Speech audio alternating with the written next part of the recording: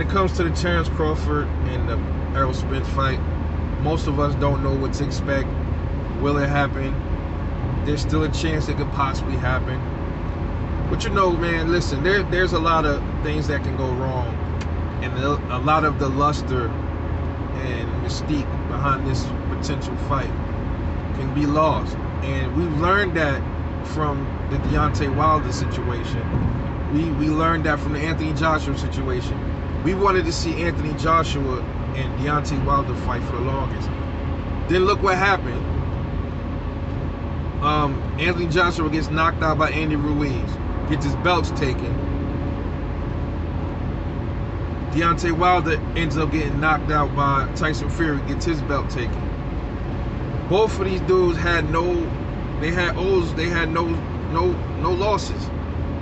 And that kind of would have brought the mystique, you know, like, all right, these two dudes are the only belt holders in the division, in the heavyweight division. They have no losses. Let's see who comes out on top for undisputed. And that is ruined. It's been ruined now. Deontay Wilder doesn't have his belt. Anthony Joshua got his belts back from Andy Ruiz. There's still some kind of a demand for that fight, but it's not like it was before when they both had no losses and they both had belts. This is what happens when these boxers and their promoters cherry pick, try to keep their boxers safe, away from good competition or whatever, however you want to see it.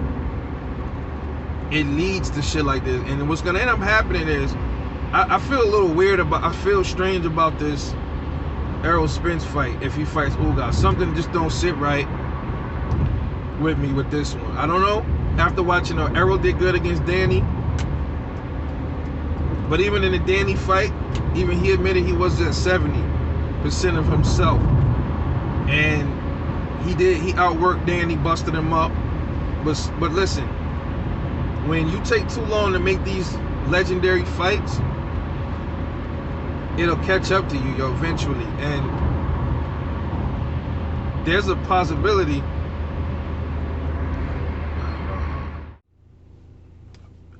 Man, sorry about that. We gotta continue from where I left off at. Phone died and all kind of craziness happened. But there's a possibility that Errol Spence could get knocked out fighting Ugas, man.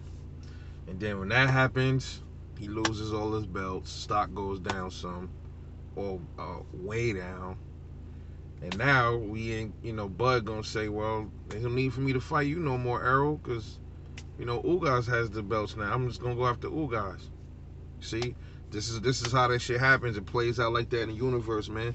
It's like that with all type of opportunities in your life, man. When you see something, you gotta go get it before it's gone. The early bird get the worm, dog. You're gonna have, there's always somebody that's gonna want it before, that's hungrier than you, that's gonna go get it. And then when you finally ready to go get it, you can't get it no more. It's gone. Your opportunity slip between your fingers.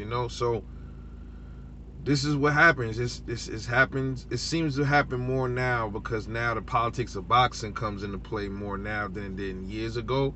There was always politics in boxing, but it seemed like now is more at play. Things are more, people, they're more greedy. People are saying, well, the reason the Errol Spence and Bud fight not happening is because there ain't no real audience, and they're not gonna have a large crowd because of all of this CV shit going on, which I call bull crap. Because there's ways to set it up. You can go across seas and fight. Anthony Joshua did it. You can go across seas and fight.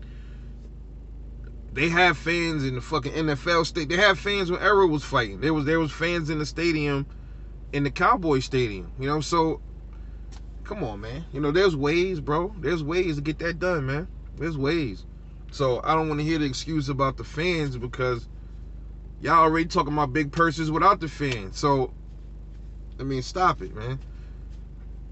We want to see these good fights before they never happen because of circumstances, or somebody end up getting hurt really bad in the fight and they can't fight no more, or somebody end up getting knocked out, lose a belt, whatever situation occurs is gonna cause these fights to never happen and take place, and we don't want that, man. As boxing fans, we don't want that. Um, but I have a bad feeling about this fight, man. I don't know. I just got a bad feeling about this fight with Ulgas, man. If Errol fights him, most of us think Errol should win. But like I said, man, the universe is funny like that. Trust me, the universe is funny like that. It could even happen with Bud. He could end up fighting Sean Porter, and weird shit could happen. He can get knocked out, or he could fight Virgil Ortiz, get knocked out by Virgil Ortiz. Now Virgil got the belt. Yeah, we would like to see a young lion fighting Errol, but we wanted to see Bud and Errol fight first because they were the ones. They're more like evenly matched, closer to age. You know what I mean? They're like nemesis. We wanted to see that, so that kind of stains the lure for the fight. So man, I hope they do something and try to make this fight as soon as possible, man, before something like this happens on either side, man, because we know that's how boxing goes sometimes, man. They pause these fights and then they prolong them, and then before you know it, shit happens like Anthony Joshua and Wilder, man. We see what happened to them. But let me know what y'all think. Get back to me. Drop a comment. Do you think that there's a possibility that something could go wrong that could possibly take away from the spark of this mega fight? To me, this is a mega fight. And do you think something could possibly go wrong with it? A wrench get thrown in there, Errol gets knocked out or stopped, Bud gets knocked out or stopped by whoever opponent before the Bud and the Errol fight even was to take place. Then their belts are gone. Let me know what you think. Get back to me, man. I'm off this.